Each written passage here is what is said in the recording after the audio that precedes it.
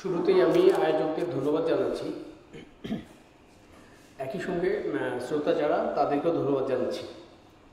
তো মূল বিষয় হলো যে নয়া রাষ্ট্রকল্পের শিক্ষা ব্যবস্থাটা কেমন হবে, শিক্ষা নিয়ে আমাদের চিন্তাটা কী। এক্ষেত্রে যদি আমরা এক বাক্যে বলি সেটা হবে আমাদের শিক্ষা হবে বিউপনিবেশিত শিক্ষা, অর্থাৎ শিক্ষাকে আমরা বিউপনিবেশনের জায়গা থেকে শিক্ষা বা জ্ঞানকে আমরা বোঝার চেষ্টা করব। তো যেটা আমরা গতকালের আলোচনায় যেটা শুরু করেছিলাম ইতোমধ্যে, সেটা হলো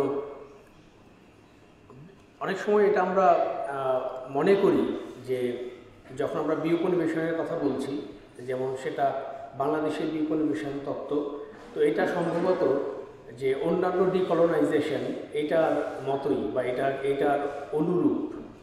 তো আসলে বিষয়টা এরকম না, কারণ কয়েক ধরনের আমরা ডিকলোনাইজেশনকে পাবো আর কি, আলাদা করতে পারবো। এর মধ্যে আমরা দেখব যে রাজনৈতিক বিউপনিবেশায়ন, সেই বিউপনিবেশায়নকে আমরা দেখব যে সেখানে দেশ স্বাধীন হওয়া, দ্বিতীয় বিশ্বযুদ্ধের পরপর দেশগুলো স্বাধীন হচ্ছে, এক ধরনের জাতীয়তাবাদী রাষ্ট্রের আত্মপ্রকাশ হচ্ছে।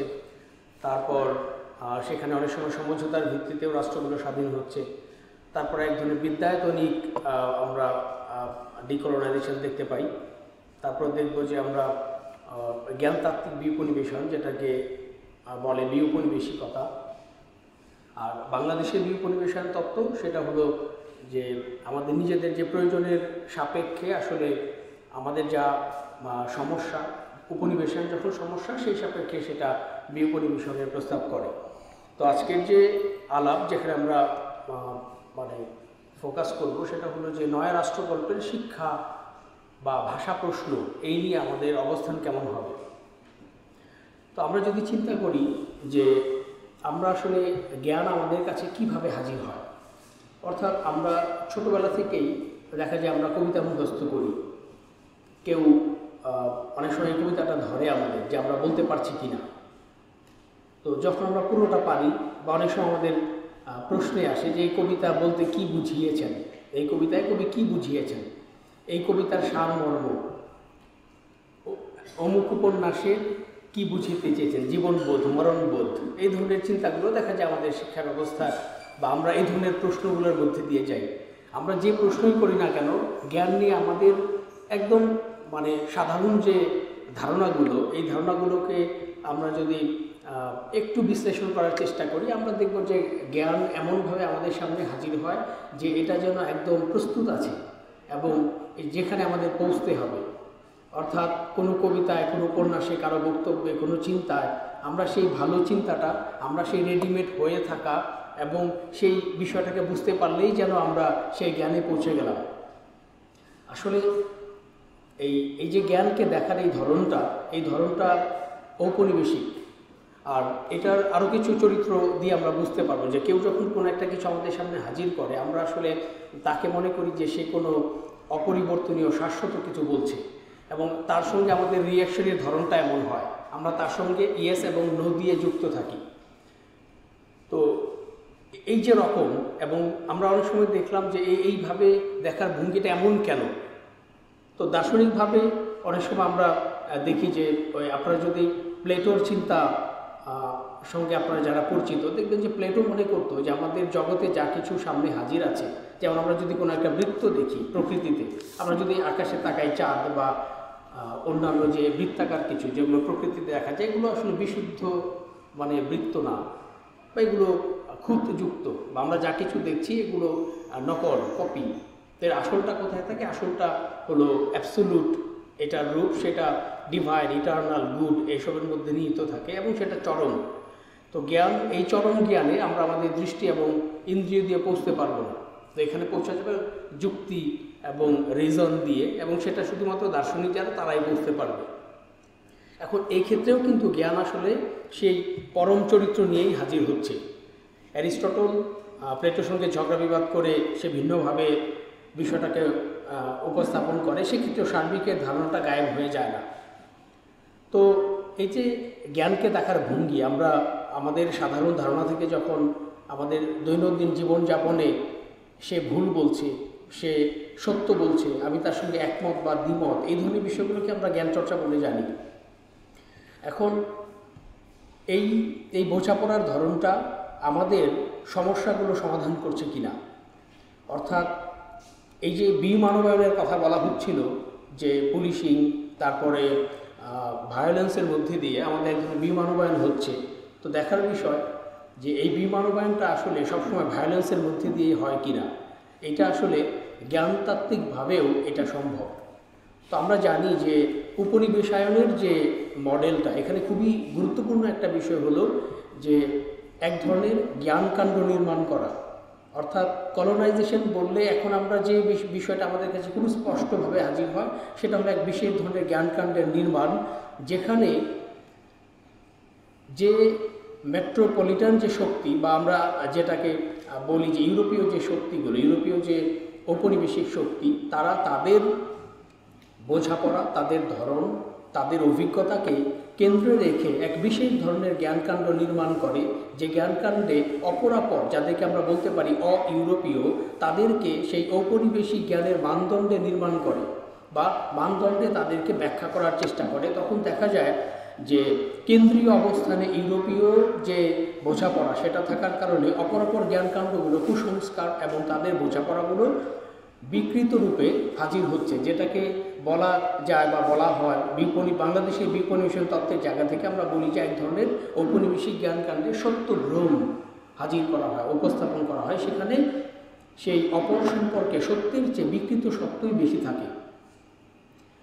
তো বিষয়টা এরকম যে তাহলে আমরা বলছিলাম যে এই যে বিমানবায়ন ঘটে সেটা জ্ঞানকাণ্ডের মধ্যে দিয়ে কীভাবে ঘটে, সেটা খুবই মারধর, রক্তপাত এসবের মধ্যে দিয়ে না, এমন এক জ্ঞানকাণ্ড নির্মাণ করা যে জ্ঞানকাণ্ড এক ধরনের বিমানবায়নের পরিপ্রেক্ষিত বা বিমানবায়ন ঘটাবে। তো আমি বিষয়টা আরও খোলসা করে বললে এভাবে বলা যায়, আমরা অনেক সময় জাস্ট নিপীড়নকে মনে করি এটাই উচিত। যেমন আমরা বড় হয়েছি কিছু কথা শুনে যে মানের উপরে কোনো ওষুধ নাই।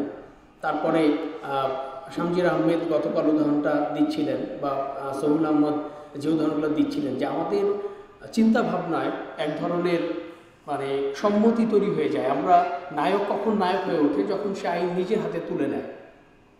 অর্থাৎ আমরা এমনকি আমরা অন্যান্য যে সাউথ ইন্ডিয়ান মুভিগুলোতেও দেখি যে নায়ক ভায়োলেন্সের মধ্যে দিয়ে সে নায়ক হয়ে উঠছে এবং আমরা সেটাতে খুশি হই।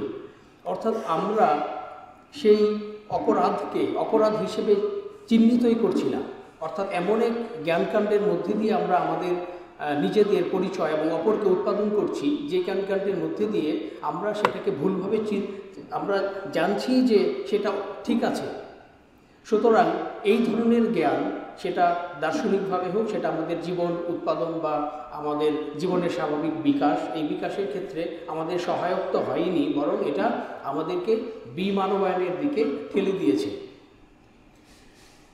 তো মূল ব্যাপার যেটা হয় যে এই যে পদ্ধতিগতভাবে আমাদেরকে ঔপনিবেশিক জ্ঞানকাণ্ড এক বিশেষ ধরনের জ্ঞানের চরিত্র নিয়ে হাজির হচ্ছে এবং যেটা আমাদেরকে বিমানবায়নের দিকে ঠেলে দিচ্ছে। তো বাংলাদেশের যে নয়া রাষ্ট্রকল্প, সেই নয়া রাষ্ট্রের জ্ঞানকে আমরা কিভাবে দেখব, কিভাবে বুঝব? তো সেখানে আমরা জ্ঞানকে দেখব ভিন্নভাবে। এই প্রথম মূলত এই দৃষ্টিভঙ্গির পরিবর্তনটাই খুবই জরুরি, যেন জ্ঞান আমাদের কাছে সেই বিশেষ সার্বিক শাশ্বত চরিত্র নিয়ে হাজির না হয়, যেন জ্ঞান সেই রেডিমেড হয়ে আছে এইভাবে এবং সেটা অপরিবর্তনীয়, অলঙ্ঘনীয়, সেটাকে প্রশ্ন বা সেটাকে ছেদ করে নতুন কিছু করা যাবে না। এমনকি অপরাপর ভূখণ্ডের যে জ্ঞানসমূহ, যারা তাদের নিজেদের অভিজ্ঞতা থেকে সেই জ্ঞানগুলো উৎপাদন করেছে, সেগুলো আমাদের জন্য যে অপরিবর্তনীয়, সেগুলো আমাদের যাপন করলেই হবে। আমরা দেখতে পাবো যে আমরা অন্যান্য চিন্তাগুলো যেটা হয় আমাদের সমস্যা সমাধান করার জন্য, যখন আমরা অন্যদের চিন্তাগুলো নিয়ে হাজির হই, তখন সেটা আমাদের কাজে লাগে না। এখন এই যে আমি শাশ্বত জ্ঞানের কথা বলছি, এর সমালোচনা কিন্তু ইউরোপীয় জ্ঞানকাণ্ডেও আছে। যেমন আমরা দেখব যে আধুনিকতা আমাদের জন্য আসলে মুক্তি বয়ে আনতে পারেনি।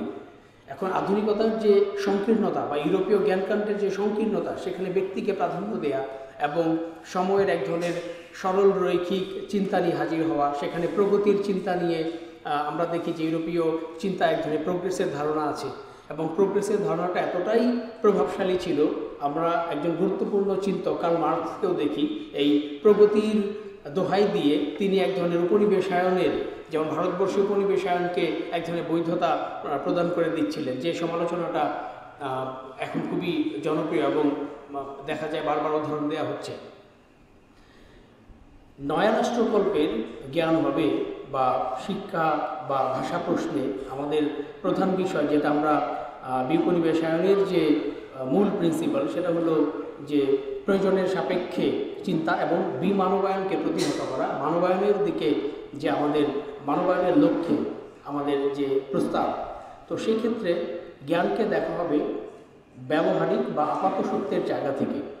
আমরা জানি সৈয়দ নিজার স্যার বলছিলেন যে অনেকগুলো মতের যে সম্মিলন, অনেকগুলো স্রোত একটি জায়গায় গিয়ে মেলানোর মতো। তো বিষয়টা এরকম যে আমরা মনে করি কেউ যখন কথা বলে তখন সে ভুল বলে অথবা সত্য বলে, আমরা তার সঙ্গে একমত হই, দ্বিমত হই, কিন্তু বিষয়টা এরকম, যেমন একটা গল্প আপনারা ছোটোবেলা আমরা বইয়ে পড়েছি যে হাতির গল্প, যে হাতি দেখতে কেমন, হাতি কেউ অন্ধ, 7 অন্ধ, সে হাতি সম্পর্কে তাদের অভিজ্ঞতা। তো যে হাতির কান স্পর্শ করে সে দেখে যে হাতি হলো কুলার মতো, যে গা স্পর্শ করে হাতি দেয়ালের মতো, যে হাতির পা স্পর্শ করে হাতি হলো থামের মতো, তো এরকম লেজ সাপের মতো। তো এই যে 7 রকমের প্রস্তাব বা এই যে 7 রকমের অভিজ্ঞতা, এই 7 রকমের অভিজ্ঞতা কি আসলে ভুল বা শুদ্ধ কিনা? তো আসলে 7 রকমের অভিজ্ঞতা, 7 রকমের বয়ানই তো সত্য। এই উদাহরণটা জৈন দর্শনে বা জৈনদের গল্প, এরা মূলত এই উদাহরণটা দেয় যে জ্ঞানের চরিত্র সম্পর্কে বলতে গিয়ে যে আমরা যে ধরনের জ্ঞান অর্জন করি বা যে ধরনের জ্ঞান লাভ করি, এই জ্ঞানগুলো খণ্ডিত, এই আমাদের অর্জিত জ্ঞানগুলো খণ্ডিত হয়। এখন তো বৌদ্ধ দর্শনের যে মাধ্যমিক ধারা, এরা এর চেয়ে আরও বেশি অগ্রসর হয়ে বলে যে এই জ্ঞানটা আসলে আপাত বা ব্যবহারিক, যেটাকে বলে সম্প্রীতি। আর আরেক ধরনের জ্ঞানের কথা বলে যেটা সেটা হলো পরমার্থ সত্য বা পারমার্থিক বা পরমাত্মা। নয়া রাষ্ট্রকল্পের জ্ঞানের প্রতি যে দৃষ্টিভঙ্গি, এই দৃষ্টিভঙ্গিটি হবে সম্প্রীতি সত্যের জায়গা থেকে, ব্যবহারিক বা আপাত সত্যের জায়গা থেকে আমরা জ্ঞানকে দেখব। এই দেখার সুবিধাটা বা এইভাবে কেন দেখব? কারণ এই ক্ষেত্রে জ্ঞান আমাদের কাছে শাশ্বত চরিত্র নিয়ে হাজির হবে না। জ্ঞানকে কর্তৃপক্ষ বা কোনো অথরিটির জায়গা থেকে ব্যবহার করা সম্ভব হবে না, কারণ জ্ঞানকে আমরা প্রশ্ন করতে শিখব। এবং আমরা জানি যে প্রশ্ন করার মধ্যে দিয়ে জ্ঞান চর্চার মূল সূত্রটা নিহিত এখানেই, যে বিদ্যমান জ্ঞানকে আমরা যখন চ্যালেঞ্জ করব, প্রশ্ন করব, সেই প্রশ্ন করার মধ্যে দিয়ে জ্ঞান চর্চার শর্তটা। কারণ আমরা যদি ইতোমধ্যে কোনো একটা বিষয়কে যদি মেনে নেই, তাহলে সেটা এক ধরনের তথ্যের মতো হয়ে দাঁড়ায়। এখন কাউকে যদি প্রশ্ন করা হয় যে আইনস্টাইনের শক্তির যে সূত্র E = mc², সে যদি গড়গড় করে বলে দেয় এটা আবিষ্কারের পরে এক ধরনের সাধারণ তথ্য, এটা সাধারণ জ্ঞান, সেই জ্ঞান সাধারণ জ্ঞান আসলে সেটা তথ্যের মতো আর কি। জ্ঞান প্রক্রিয়া, তার সঙ্গে আমরা কীভাবে যুক্ত আছি। তো মূল বিষয় হলো যে নয়া রাষ্ট্রকল্পে আমরা সম্প্রীতি সত্যের জায়গা থেকে জ্ঞানকে দেখব।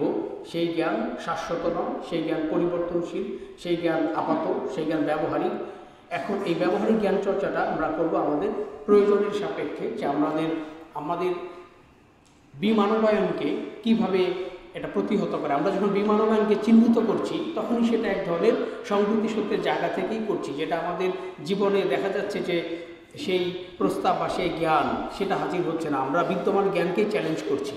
রাষ্ট্রকে যখন শাশ্বত চরিত্র নিয়ে হাজির করা হচ্ছে, তখন আমরা রাষ্ট্রকে দেখতে পাচ্ছি যে সে এক ধরনের শাশ্বত চরিত্র নিয়ে হাজির হচ্ছে। যেমন রাষ্ট্রকে আমরা রক্ষা করতে যাচ্ছি, যেমন অনেক সময় আপনারা দেখবেন যে হাজার হাজার প্রাণহানির পেছনে যুক্তি হলো যে তাহলে করবে কি। যেমন শুরুতেই সৈয়দ নিজার স্যারের আলাপে যে বিষয়টা পরিষ্কার ছিল, সেটা হলো সবার আগে প্রাণ, আমাদের জীবন, আমাদের প্রয়োজন, আমাদের জীবনের স্বাভাবিক বিকাশ। এক্ষেত্রে আমাদের সুনির্দিষ্ট কিছু প্রস্তাব যে বিষয়গুলো হলো, যেমন আমরা জানি যে আমাদের যে শিক্ষা ব্যবস্থা এখানে এক ধরনের বিভাগ ভিত্তিক আমরা পড়াশোনা করি। তো দেখা গেছে যে বিভাগ ভিত্তিক যে পড়াশোনা এটা আসলে আমাদের খুব বেশি হেল্প করছে না বা আমাদের এটা কাজে আসছে না। তো সেই কারণে নয়া রাষ্ট্রকল্পের যে জ্ঞান সেটা হবে এক ধরনের পদ্ধতি ভিত্তিক। কারণ কোনো একটি পাঠ্য সেটাকে আমরা কোন পদ্ধতিতে পড়বো, এই পদ্ধতির মধ্যে দিয়ে সেখান থেকে জ্ঞানটা উৎপাদিত হয়। তো আগেই যেটা বলছিলাম যে কোনো একটি কবিতা দিয়ে যদি বলা হয় কবিতা সারমর্ম, এই কবিতায় কী আছে, এই উপন্যাসে কী আছে, এই উপন্যাসে এটা আছে সেটা আছে, এইসব বলার মধ্যে দিয়ে আসলে জ্ঞান তৈরি হয় না। তো আমরা কোন পদ্ধতিকে সেটাকে বিশ্লেষণ করছি, সেটাকে ব্যাখ্যা করছি, সেই প্রক্রিয়ার মধ্যে দিয়ে জ্ঞানটা উৎপাদিত হবে।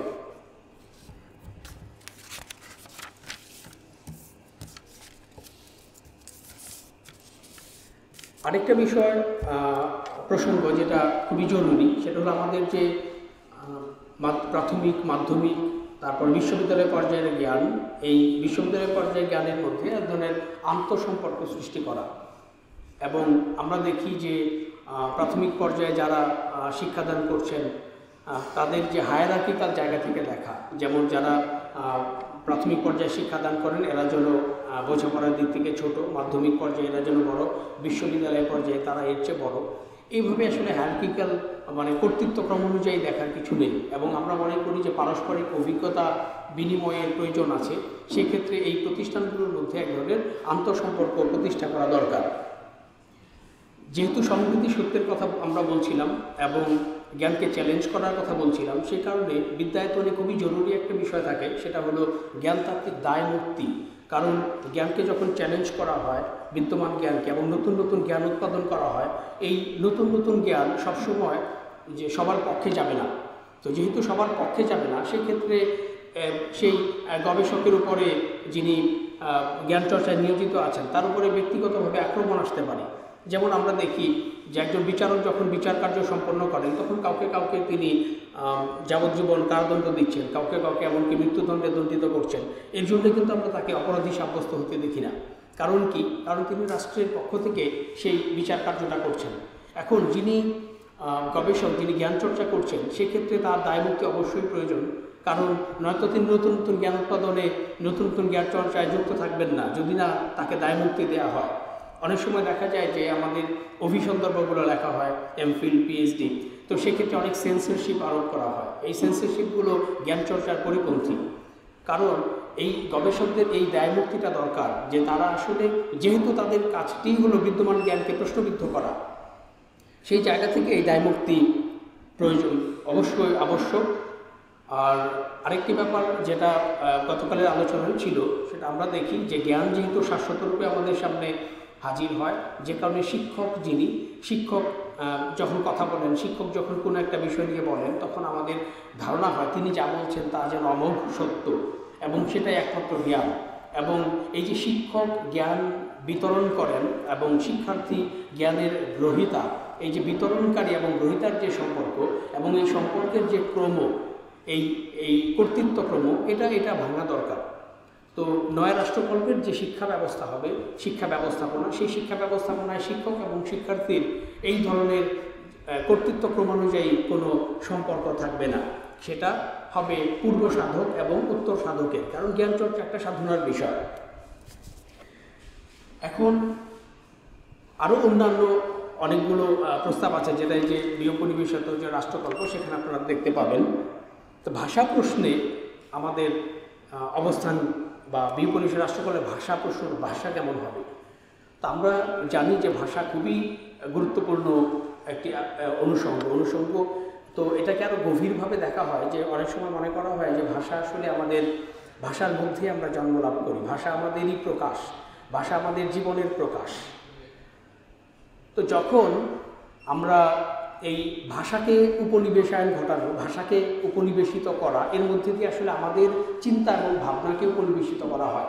যখন আমরা বলি যে কোনো একটি জাতি উপনিবেশিত বা কোনো একটি ভূখণ্ড উপনিবেশিত, এটা মনে করার কারণ নেই যে সেখানকার ভাষা অক্ষত রয়ে গেছে। তো বাংলা অঞ্চলের যে উপনিবেশায়ন, আমরা জানি যে এই অঞ্চলের উপনিবেশায়নে কীভাবে বাংলা ভাষারও এরকম এক উপনিবেশায়নটা ঘটে। তো অনেক ক্ষেত্রে বাংলা ভাষার ক্ষেত্রে বাংলা ভাষার যে উপনিবেশন, এখানে একটু ইন্টারেস্টিং বা মজার ব্যাপার হলো অন্য অনেক ভূখণ্ডে উপনিবেশনের ফলে তারা তাদের ভাষা হারিয়ে ফেলে। দেখা যায় যে কারো ভাষা হয়তো বা ছিল তাদের নিজস্ব মাতৃভাষা, সেটা স্প্যানিশ হয়ে গিয়েছে, ইংরেজি হয়ে গিয়েছে। তো বাংলা ভাষার ক্ষেত্রে মজার ব্যাপারটা হলো যে বাংলা ভাষা কলোনিয়াল মদত পুষ্ট, যে দেখা যায় ফোর্ট উইলিয়াম কলেজে বিভিন্ন হিন্দু এখানকার ভার্নাকুলার ভাষাগুলোকে চর্চা করা হচ্ছে, তার মধ্যে বাংলাও একটি ছিল, এবং সেই বাংলা ভাষার নতুনভাবে নতুন ছাঁচে গড়ে নেওয়া হচ্ছে। রবীন্দ্রনাথের আলোচনা বা এরপরে আরও অন্যান্য অনেক পরবর্তী সময়ের গবেষণাতে এটা খুব স্পষ্টভাবে এই বিষয়টা উঠে এসে যে কীভাবে উপনিবেশায়ন প্রক্রিয়ার মধ্যে দিয়ে ঔপনিবেশিক প্রয়োজনে বাংলা ভাষাকে নতুনভাবে গড়ে তোলা হচ্ছে, গড়ে নেওয়া হচ্ছে। বাংলা ভাষার কর্তা এবং ক্রিয়া, তারপর বাংলা ভাষার যে শব্দ, এখানে প্রচুর সংস্কৃত শব্দের অনুপ্রবেশ, আরবি ফার্সি শব্দকে কমিয়ে ফেলা, এরকম প্রত্যেকটা চিন্তায় দেখা যায় এই রবীন্দ্রনাথ মজা করেই বলেন যে সংস্কৃত পণ্ডিতের হাতুড়ি পিটিয়ে এই গদ্য তৈরি করা। এখন এই যে নতুন ভাষা, এই ভাষায় আমরা কথা বলি কিনা, এটাও খুবই গুরুত্বপূর্ণ প্রশ্ন, যে আমরা আসলে কোন ভাষায় কথা বলি। যে কারণে আপনারা দেখেছেন যে পরবর্তী সময়ে আমাদের চলিত ভাষার জন্যে, যে আমাদের যে চলতি চালু ভাষা, যে ভাষায় কথা বলি সে ভাষায় সাহিত্য লেখা যাবে কিনা, তারপর হুতম পেঁচার নকশা, সামাজিক নকশাগুলোর ভাষা কেমন ছিল, সবসময় ভাষা প্রশ্ন সবসময় খুবই জরুরি এবং গুরুত্বপূর্ণ একটি প্রশ্ন। তো বাংলা ভাষার রূপ কেমন হবে, বাংলা ভাষার যে উপনিবেশায়ন, সেই বাংলা ভাষাকেও বিউপনিবেশিত করা, বিউপনিবেশিত জায়গা থেকে বাংলা ভাষাকে নতুনভাবে দেখা বা বোঝার চেষ্টা করা। এখন বাংলা ভাষার বিউপনিবেশায়ন নিয়ে দেখা যায় সাম্প্রতিক সময় অনেকেই কাজ করছেন। তো মূল ব্যাপার হলো, যেহেতু আমাদের আলোচনা ইতিমধ্যে বিভিন্নভাবে এসেছে যে নয়া রাষ্ট্র কল্পে, নয়া রাষ্ট্রে কোনো একটি জাতির প্রাধান্য থাকবে না, কোনো একটি জাতির ধর্ম, বর্ণ, কোনো গোষ্ঠী সেখানে তার ভাষা, তার যাপন, তার আচার কৌশল, সেগুলো আসলে প্রাধান্য বা আধিপত্য বিস্তার করবে সেরকম না। যে কারণে ভাষার প্রশ্ন আমরা আমাদের প্রয়োজন এবং সেই সমস্যা সমাধানের লক্ষ্যেই আমরা ভাষার প্রশ্নে মীমাংসায় পৌঁছাবো। তো যে কারণে অপরাপর বাংলা শুধু নয়, বাংলা দেশে, বাংলা এই অঞ্চলে আরও অপরাপর অন্যান্য ভাষা রয়েছে, ক্ষুদ্র নৃগোষ্ঠী সমূহের যে ভাষা, সে ভাষাগুলোর প্রতি আমাদের সমান শ্রদ্ধা এবং তাদেরকে বিকশিত করার সুযোগ দেয়া, এবং এমনকি তাদের ক্ষুদ্র নৃগোষ্ঠী সমূহের যে প্রাথমিক শিক্ষা সেই ভাষাগুলোতেই নিশ্চিত করা প্রয়োজন, এবং বিভিন্ন সরকারি নথিপত্রগুলো আসলে সেই ভাষায় অনুবাদ থাকা দরকার, যেন তারা গুরুত্বপূর্ণ রাষ্ট্রের যে আইন বা রাষ্ট্রের গুরুত্বপূর্ণ মীমাংসাগুলো তারা যেন নিজের ভাষায় করতে পারে। শুধু তাই না, এর দৃষ্টিভঙ্গিও বদলানো উচিত। আপনারা জানেন অনেক সময় আমরা কথায় কথায় অন্যান্য ভাষাদেরকে এক ধরনের বর্ণবাদী জায়গা থেকে দেখি। যেমন অনেক সময় বলি আমরা যে চাইনিজ ভাষাকে উল্লেখ করে, বা অনেক সময় থাকে যে আমাদের আদিবাসী যে বন্ধু থাকে তারা যখন কথা বলে আমরা বলার চেষ্টা করি সে কি চ্যাংচুং বলছে, কিছু বুঝতে পারি না। এমনকি অনেক সিনেমাতেও আমরা দেখি যে এই ধরনের অবমূল্যায়ন করা, এগুলো কলোনিয়াল, ঔপনিবেশিক দৃষ্টিভঙ্গি। অপর ভাষার প্রতি শ্রদ্ধাশীল হওয়া। তো এক্ষেত্রে গুরুত্বপূর্ণ বিষয় হলো যে যখন বাংলাদেশের মানুষ ভাষার প্রশ্নে 1952 সালে আন্দোলন বা প্রাণ দেয়, সেই সময় খুব গুরুত্বপূর্ণ প্রস্তাবটা ছিল এই যে উর্দুকে চাপিয়ে দেওয়া হয়েছিল, কিন্তু উর্দুকে হটিয়ে কিন্তু বাংলা যেতে চায়নি। বাংলা গুরুত্বপূর্ণ 4টি ভাষায় একটি হতে চেয়েছে, এবং এটা খুবই গুরুত্বপূর্ণ এবং উদারনৈতিক একটি অবস্থান ছিল, যে আসলে অর্থাৎ অন্য একটি ভাষাকে হটিয়ে নিজের ভাষার আধিপত্য না। সুতরাং এই শিক্ষা আমাদের এখনও বলবৎ রাখা দরকার, যে আসলে অপর ভাষাকে অশ্রদ্ধা করা না। যে কারণে আপনারা জানেন আন্তর্জাতিক মাতৃভাষায় সকল মাতৃভাষার প্রতি যে শ্রদ্ধা জানানোর জন্যে, শুধু বাংলা ভাষার জন্যে না। ভাষা প্রশ্নে আমাদের আরও কিছু গুরুত্বপূর্ণ চিন্তা আছে। যেমন অনেক সময় থাকে যে ইংরেজি ভাষাকে আমরা সঠিকভাবে চিহ্নিত করতে পারি না যে এর সঙ্গে আমাদের সম্পর্কটা কেমন হবে। ফেব্রুয়ারি মাস আসলে আমরা অনেক সময় দেখা যায় যে বাংলা ভাষার প্রতি আমাদের দরদ বেড়ে যায়, ইংরেজির প্রতি এক ধরনের অল্প সময়ের জন্য হোক, যেভাবেই হোক, আমাদের একটা ভিন্ন দৃষ্টিভঙ্গি চলে আসে, যেন শত্রু। এমনকি উর্দু ভাষার জন্য তো আমাদের অনেক সময় থাকে যে উর্দু ভাষাকে আমরা ভিন্নভাবে এক ধরনের কোট আনকোট শত্রু জ্ঞান করি। বিষয়টা বলতেই এভাবে ভাবার কিছু নেই। যে কোনো ভাষার প্রতি আমাদের শ্রদ্ধাশীল হওয়া প্রয়োজন। তো এক্ষেত্রে আমরা আমাদের লক্ষ্যটা কী হবে? তো সেটা হলো যে বর্তমানে আমরা জানি যে ইংরেজি ভাষায় দুনিয়ার বিভিন্ন ধরনের জ্ঞান, বিভিন্ন ধরনের গ্রন্থ অনুদিত, যে ইংরেজি ভাষার প্রবেশ গম্যতা, ইংরেজি ভাষায় আমরা অপরাপর বিভিন্ন জাতিগোষ্ঠীর মানুষের সঙ্গে যোগাযোগ করতে পারছি, সে কারণে ইংরেজি ভাষা খুবই জানাটা জরুরি। এবং যেহেতু প্রয়োজন, সেই প্রয়োজনের সাপেক্ষে ইংরেজি ভাষার গুরুত্ব দেয়া, এবং অনেক সময় এরকম হয় যে রাষ্ট্রীয়ভাবেও ইংরেজিকে দ্বিতীয় ভাষার মর্যাদা দেয়া, এটা বিবেচনা করা যেতে পারে যে ইংরেজিকে প্রাতিষ্ঠানিক একটা চেহারা দেয়া। কিন্তু এটাও মনে রাখতে হবে যে কেউ যেমন চাইনিজ ভাষা বা ম্যান্ডারিন, তারপরে জাপানিজ বা অপরাপর রুশ ভাষা, এসব ভাষা না জানার কারণে লজ্জিত হতে হয় না। কিন্তু ইংরেজি যদি কেউ না জানে, তাহলে আমরা মনে করি এটা যেন তার জ্ঞান গরিমায় সে ছোট হয়ে গেল। এইটা এভাবে দেখার কিছু নেই। আমরা যেভাবে ইংরেজিকে পড়ি স্কুল কলেজে, সেভাবে পড়ারও কিছু নেই। ইংরেজি একটি ভাষা, ভাষাকে ভাষার মতো শেখা উচিত।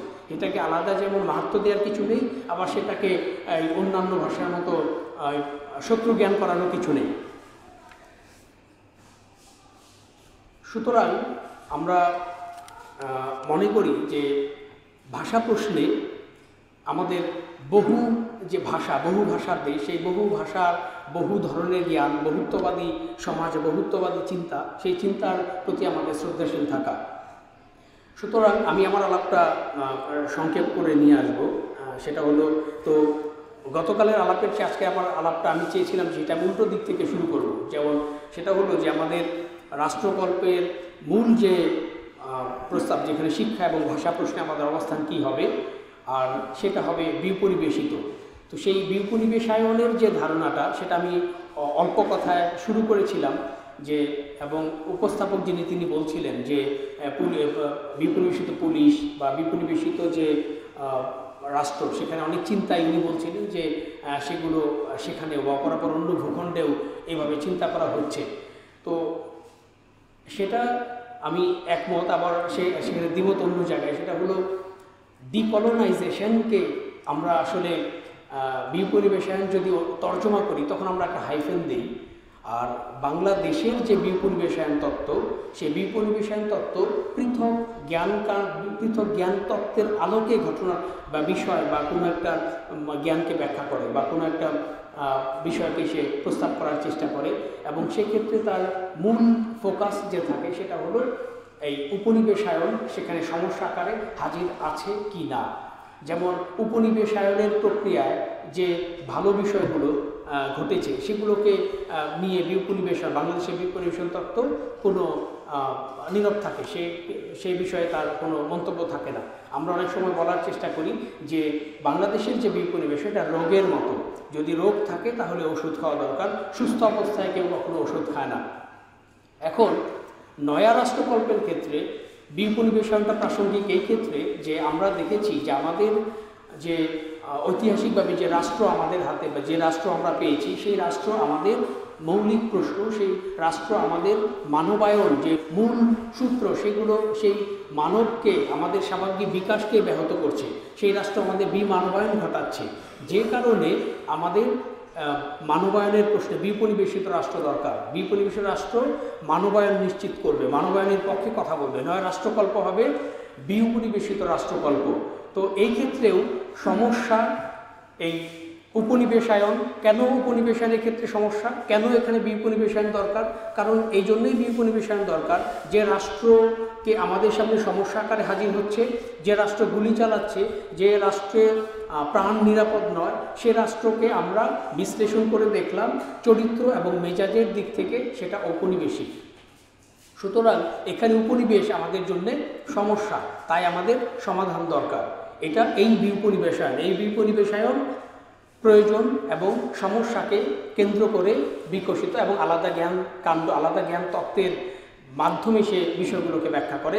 সেগুলো অপর যে ডিকলোনাইজেশন, যেটা আমি শুরুতেই অল্প সংক্ষেপে বলছিলাম যে বিভিন্ন ধরনের ডিকলোনাইজেশন রয়েছে, সেটা থেকে সম্পূর্ণ পৃথক। সুতরাং আমি মনে করি আমরা যে যখন বলা হবে যে বাংলাদেশের বিপরিবেশায়ন তত্ত্ব, তখন এটা হওয়ার কোনো সম্ভাবনা নেই যে এই বাংলাদেশের বিপরিবেশায়ন তত্ত্বের আলাপটা আগে ছিল। তো এই এই বলে আমি আমার বক্তব্যটা শেষ করতে চাচ্ছি।